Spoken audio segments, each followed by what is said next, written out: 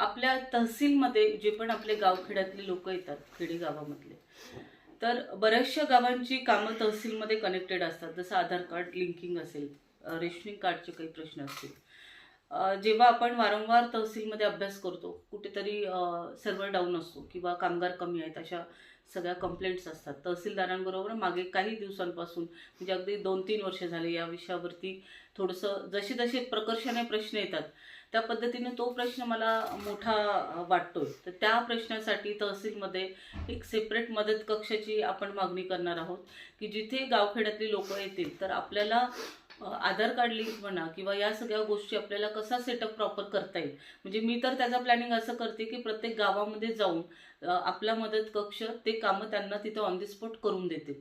त्या पद्धतीने नगर परिषद जशी आपली गावाच्या बाहेर आहे, तिथेही लोकांना काही अडचणी होत असतील तर त्याच्यासाठी आपण एक सेपरेट मदत कक्ष किंवा नगर परिषदेबरोबर आपण सानिध्यात राहून काही करू शकतो का. आरोग्यासाठी बऱ्याच काही योजना आहेत, जसं मुख्यमंत्री निधी असेल किंवा आयुष्यमान कार्ड असेल. याच्यासाठी आपण लवकरात लवकर कॅम्पेन करण्याचा प्रयत्न करत आहोत की लोकांना, म्हणजे बऱ्याच लोकांचं हे लक्षात येतं आयुष्यमान कार्ड जे आहे हे कुणाचं काढलेलं नाही. स्वतः म्हणजे अनेक लोक आहेत, तर काही गोष्टी ज्या आहेत गव्हर्नमेंटच्या योजना आहेत, या योजना लोकांपर्यंत पोहोचवण्यासाठी त्यांची जी पायपीट होते, त्यांची जी ससेमारी होते, अनेक दिवस त्यांना वेटिंग करावं लागतं. आणि वयोवृद्ध लोक असतात, काही लोक अशिक्षित असतात, काही अपंग असतात. या लोकांना एवढ्या बाहेरच्या गावातून शेवगावमध्ये तहसीलला येणं जाणं, त्यात दिवसभराची त्यांची मजुरी म्हणजे रोजंदारी त्यांची मिस होऊन जाते. तर या सगळ्या गोष्टींचं एक आपल्याला नियोजनबद्ध आपल्याला मदत कक्ष आपल्या शेवगावमध्ये उपलब्ध करता येईल. त्याच पद्धतीने ज्या आपल्या महिला बचत गट आहेत, बचत गट तर निर्माण खूप चांगल्या पद्धतीने झालेले आहेत आपल्याकडे, पण त्या बचत गटामध्ये जेव्हा आपण त्यांची एक सर्वांगीण मीटिंग घेतो, त्यांचा आढावा घेतो, तर बचत गटाचं मूळ मोटिव्ह आहे की महिला उद्योजक, लघु उद्योजक, गृह उद्योजक आपण उद्योजकता वाढवावी, हा आपला बेसिक मोटिव्ह आहे, विजन आहे. पण त्या विजनला कुठेतरी एक असा एक मोठा सगळ्यात प्रॉब्लेम आहे की बचत गटांच्या महिला, आपल्या महिला गृह उद्योग खूप चांगला करू शकतात, प्रोडक्शन लेवल चांगल्या पद्धतीने करू शकतात. जसं लोणचे आहेत, पापड आहे, कुरडया आहेत, सेवया आहेत, आणखी काही आपण नवीन नवीन त्यांना कन्सेप्ट देऊ शकतो. पण त्याच्यामध्ये महिलांचा सगळ्यात मोठा प्रॉब्लेम येतो मार्केटिंग आणि सेल्सचा. जर आपण मार्केटिंग आणि सेल्समध्ये त्यांना प्रॉपर पद्धतीने गायडन्स केलं आणि प्रॉपर पद्धतीने जिल्ह्याच्या ठिकाणी आपण टीम बसून गावागावामधल्या बचत गटांचं जर आपण हे प्लॅनिंग केलं, याही बाबतीत माझं महिला आर्थिक महामंडळाशी माझं बोलणं झालेलं आहे की आपण शेतीला पूरक असा काय गृह उद्योग, लघु उद्योग देऊ शकतो महिलांसाठी. म्हणजे सर्वात महत्त्वाचं, महिला प्रोडक्शन आपल्या इथे चांगल्या पद्धतीने करू शकतात, पण त्या मार्केटिंग करू शकत नाही. आणि जर मार्केटिंगला त्यांना आपण प्रॉपर सपोर्ट दिला, सेल्स आणि मार्केटिंगला, तर त्या घरी बसून त्यांचं प्रोडक्शन चांगलं हँडल करतील. आपण आपलं मार्केटिंग, सेल्स आपण गव्हर्नमेंटशी नियोजित आपण प्लॅन करून आपण तेही करू शकतो. म्हणजे याच्यामध्ये जो आपला महिला वर्ग आहे, त्याचा जो आपला उद्देश आहे की महिला सबलीकरण झालं पाहिजे, तर हा लघु उद्योग आणि गृह उद्योग आपण जितका जास्तीत जास्त वाढू आपल्या शहरामध्ये, आपल्या गावामध्ये, तेवढा आपल्या महिलांना एक आर्थिक हातभार होणार आहे, आर्थिक नियोजन होणार आहे. सगळ्यात महत्त्वाचं मला ही गोष्ट सांगावीशी वाटते, शेवगाव ही बाजारपेठ अतिशय उत्तम आहे. जेव्हा व्यापारी वर्गाकडे आपण बघतो, तर व्यापारी वर्ग म्हणतो ताई आम्हाला रोड चांगले देऊ नका, आम्हाला काही चांगलं देऊ नका, आमची एकच मागणी आहे की शेवगाव बाजारपेठ खूप चांगली आहे, याचं दळणवळण चांगलं आहे, गिराईक चांगले आहेत, मात्र शेवगावमध्ये शांतता ठेवा.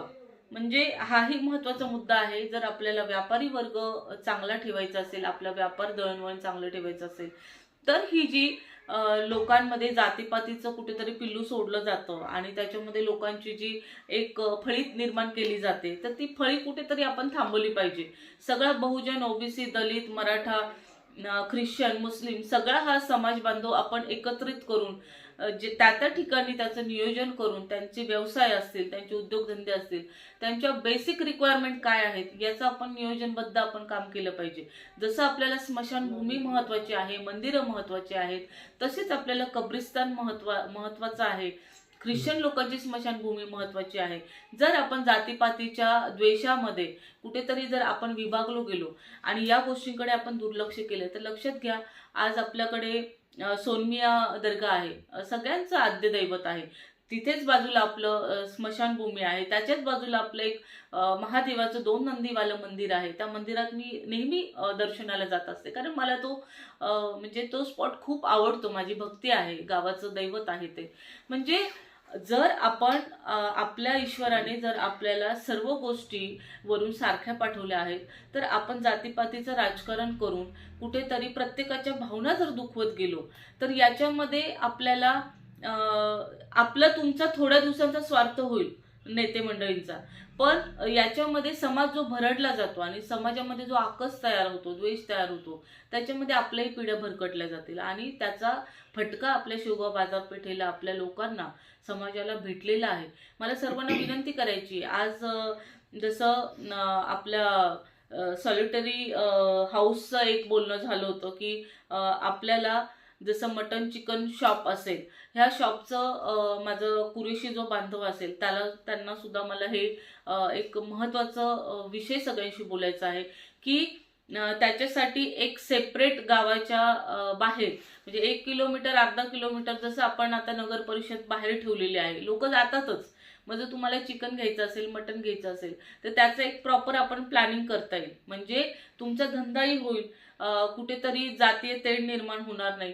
आणि तिथे जसं आपण काही लीगल रूल्स आहेत की हिरवा कपडा बांधून तुम्ही निदर्शनात आणू देऊ नका, म्हणजे या छोट्या छोट्या गोष्टी आहेत, पण त्या समाजाच्या दृष्टीने त्यांनाही, त्यांचं जे लोक खातायत, मटन चिकन खातायत, त्यांनाही त्याचं म्हणजे विक्री आहे म्हणूनच हे कापतायत, हाही आपण मुद्दा लक्षात घेतला पाहिजे की डिमांड आहे म्हणून सेल होतोय. तर मग जर ते डिमांड आणि सप्लायमध्ये आपल्याला प्रॉपर त्याचं जर नियोजन करता आलं, तर तेही प्रॉपर नियोजन झालं पाहिजे. त्यासाठी एक वेगळी उपाययोजना पाहिजे.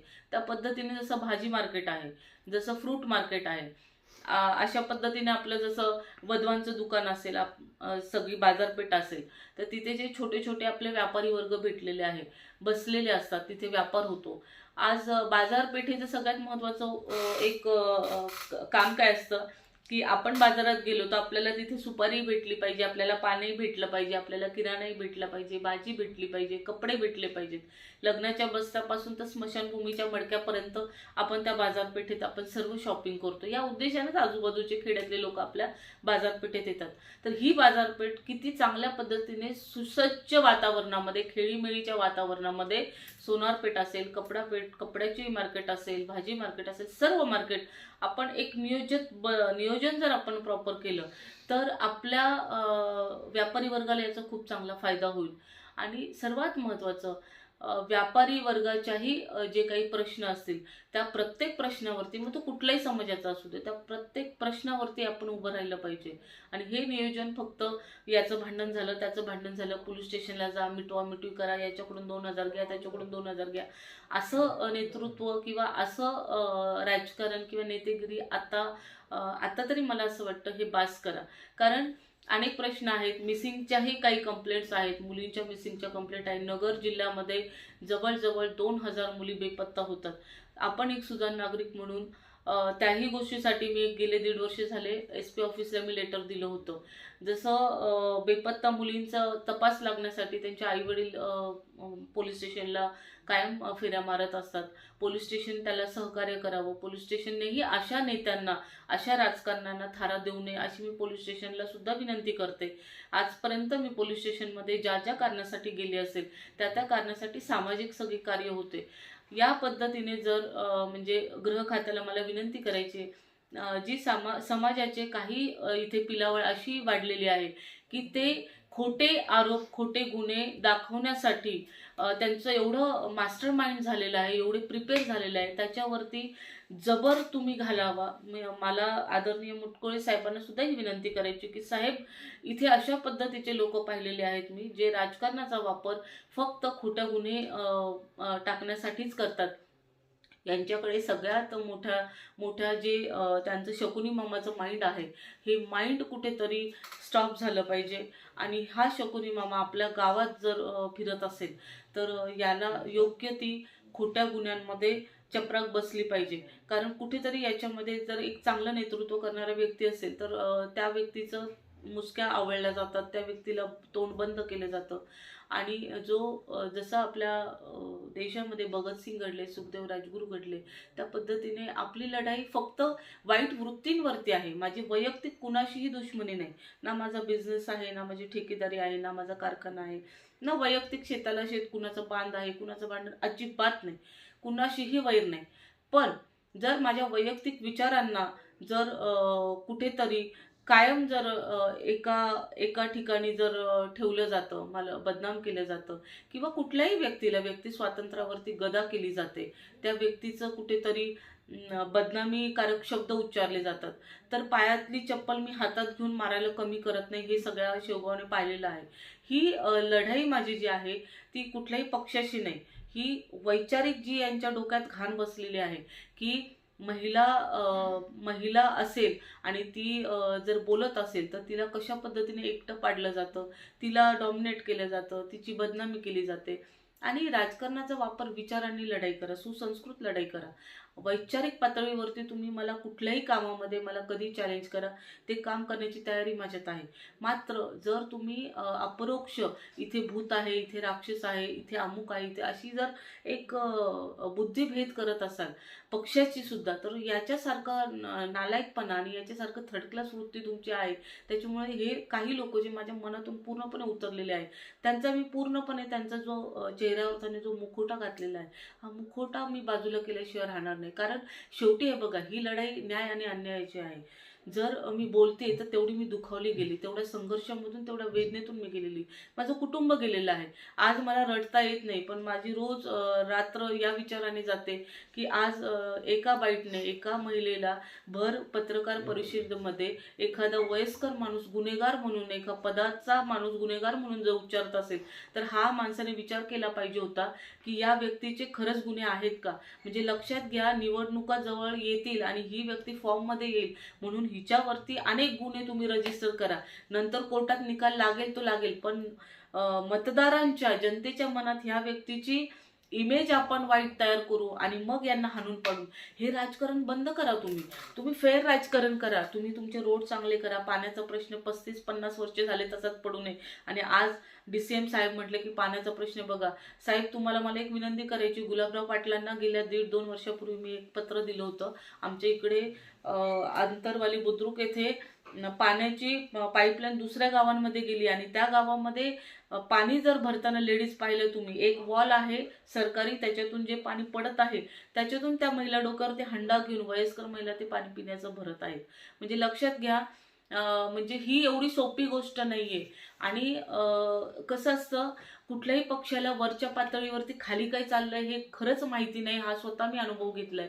स्थानिक जर कार्यकर्ता, एखादा पदाधिकारी जर नालायक वृत्तीचा असेल आणि जर शकुनीचा किलमिश माइंडचा असेल, तर तो कधीच त्याचा पक्ष वाढू देत नाही, कधीही कार्यकर्ता दुसरा घडू देत नाही, पक्ष वाढू देत नाही. आणि असा जो कार्यकर्ता असतो तो कुठेतरी तहसीलमध्ये वसुली करतो, पोलीस स्टेशनमध्ये वसुली करतो, कुठेतरी ब्लॅकमेलिंगचं राजकारण करतो. भावांनो, खूप भयंकर परिस्थिती आहे शेवगावची. म्हणजे मला असं वाटत होतं मी महाराष्ट्राचं राजकारण करावं, पण सगळ्यात महत्त्वाची गोष्ट अशी आहे, जेव्हा आपण गावखेड्यातलं राजकारण पाहतो, कारण त्यांचा जन्म इथला झालेला आहे, त्यांना घर न घर माहिती असतं, मग ते असं म्हणतात हे बाहेरचे लोक आलेले आहेत, हे आमचा बाप होणार का. अहो, ह्याच्यात बाप किंवा आई होण्याचा प्रश्न नाहीये, एक मातृत्व आहे. आणि या लोकशाहीमध्ये कोणी कुठेही जाऊन काम करणं हा आपल्याला फ्रीडम दिलेला आहे डॉक्टर बाबासाहेबांच्या घटनेनुसार. जर तुम्ही अशा माइंडचे जर लोक असाल तर नक्कीच हा विचार शिकलेल्या लोकांनी विचार करावा की आज माझ्या जागी तुमची आई, बहीण, मुलगी सुद्धा अशी बाहेर जाऊन काम करणार आहे, तर ती सिक्युअर आहे का, ती सुरक्षित आहे का.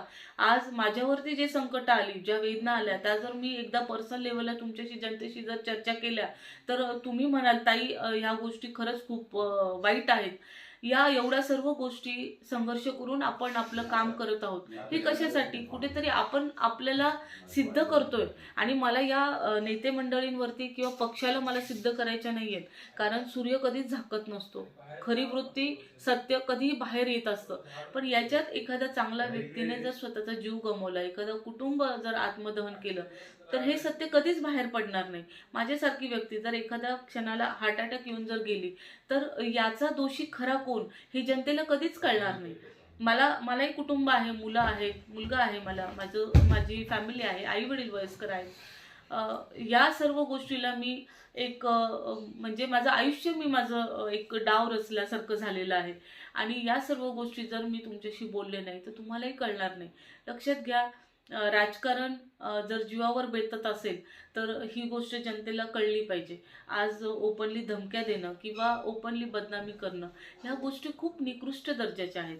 आणि सर्वात महत्त्वाचं, एखादी महिला जेव्हा चिडून एखाद्याला धमकावते की मी तुझ्याकडे बघेल, मी तुला मारेल, तर याच्यामागे खूप मोठं कारण असावं हे जनतेने विचार केला पाहिजे. कारण एखादी व्यक्ती जर वारंवार तुम्हाला फर्स्ट डे पासून वर्षानुवर्ष जर तुम्हाला त्रासच देत असेल, तुमची बदनामीच करत असेल, तर माझ्या जागी जर दुसरी महिला असेल आणि तिच्यावरती जर अशी वेळ आली तर मी म्हणेल रस्त्यात उभा करून त्याला चौकात मार आणि मी मारायला लागेल. कारण ही आपली संस्कृती. स्त्रीचा तुम्ही आदर करा ना. काय हिंदुत्व काय सांगतो? एखाद्या महिलेचा आदर करा, रिस्पेक्ट करा. कुठल्याही परप्रांतीय किंवा परजातीय महिला असेल तर तिला आईच्या दृष्टीने पहा. मग जर तुम्ही ही गोष्ट तुमच्यात नाही, मग तुम्ही कसले हिंदुत्व पाळणार आहे? फक्त तुम्ही दंगलीसाठी हिंदुत्वाचा नावाचा वापर करता का? जर तुम्हाला कुटुंबाची जबाबदारी असेल तर तुम्ही चांगल्या पद्धतीने समाजाची जबाबदारी घेऊ शकता. एखाद्या महिलेला तुम्ही फक्त तिच्या दिसण्यावरून, तिच्या साडीवरून, तिच्या मेकअपवरून जर तुम्ही ॲनालिसिस करत असाल तर तुम्हाला हे कळलं पाहिजे की मी एक एज्युकेटेड महिला आहे, चांगल्या वातावरणात, चांगल्या कुटुंबात, सुशिक्षित वातावरणामध्ये मी वाढलेली आहे. तर जर मी अशा पद्धतीने बोलत असेल की मी ह्या व्यक्तीकडे आता या व्यक्तीला मी कानाखाली मारेल किंवा चप्पल हातात घेत असेल तर ही वेळ माझ्यावरती का आली, हा विचार सगळ्यांनी करावा. आणि असे जो व्यक्ती जर माझी बदनामी करत असेल, कोणत्याही व्यक्तीची जर बदनामी करत असेल तर त्याला मी जागेवर उत्तर देते. कधीही, आज तुम्ही गेले 3 वर्ष झाले मला पाहताय, विरोधकांच्या मी प्रश्नांवरती कधीही बोललेले आहे. पाण्याचा प्रश्न असेल, रस्त्याचा प्रश्न असेल किंवा निकृष्ट दर्जाचं काम असेल, पण मी कधी कुणाच्या पर्सनल लेवलला कधीच बोललेली नाही. कारण आपल्याला तो अधिकार नाही. आज एखादी व्यक्ती घरातून बाहेर पडून काम करते तर त्या व्यक्तीच्या कामावरती आपण चर्चा करून त्या व्यक्तीशी आपण एक चांगल्या पद्धतीने आपण प्रश्नांची उत्तर शोधली पाहिजेत. हाच विचार माझा आहे. एवढं बोलून थांबते. आज तुम्ही सर्व माझ्या मायबाप जनतेने माझ्यावरती नारळ चिन्हासमोर 2 नंबरचं बटन दाबून मतदान करावं हे सगळ्यांना आवाहन करते. आणि माझ्या मनातली जनता, माझ्या मनातले शेवगावकर हे माझ्यावरती खूप प्रेम करतात. हे मला प्रत्येक ठिकाणी गेल्यानंतर लक्षात येते. आज माझ्या गावाने माझ्यावरती जे प्रेम केले, जनतेने जे प्रेम केलेलं आहे, माझे फॉलोअर्स माझ्यावरती प्रेम करतात, मला फोन करतात, मला वारंवार सांगतात ताई स्वतःला सांभाळा, टेन्शन घेऊ नका. आज खूप मनातल्या गप्पा तुमच्याशी मारल्या आणि या गप्पांमधून बरंच काही बोलले. मी थोडीशी भावनिक आहे असं सगळेजण म्हणतात आणि खरंच मी थोडीशी इमोशनल आहे. पण हे तुम्हाला नाही बोलणार तर कुणाला बोलणार? या गोष्टींचं कुठेतरी स्वप्न आहे माझ्यामध्ये. ते स्वप्न मला साकार करायचं आहे. खूप सुंदर मला माझं जग निर्माण करायचं आहे. या जगामध्ये तुम्ही सगळेजण माझ्यासाठी आहात. तर जय हिंद, जय महाराष्ट्र. एवढं बोलून थांबते. ताई, तुम्हाला मी थांबवतो. तुमची सामाजिक काम करत असताना आणि नागरिकांविषयी एक आकाशी एवढी माया आहे, आईसारखी माया तुम्ही जनतेसाठी करतात. तुमच्या या मुलाखतीमधून हे प्रतीत झालं. तर तुम्हाला जर जनतेने नगराध्यक्ष पदाला शेवगावच्या निवडणुकीच्या निवडून दिलं, तुमची निशाणी नारळ आहे, तर सामाजिक कामाला तुमची सत्तेची जोड लागल. आणि सत्तेची ताकद आणि जोड जर तुमच्यासारख्या महिलेला मिळाली तर निश्चितच सगळ्यांच्या आयुष्यामध्ये तुम्ही प्रकाश पेटवल्याशिवाय आणि प्रकाश दिल्याशिवाय राहणार नाहीत. जय हिंद, जय महाराष्ट्र.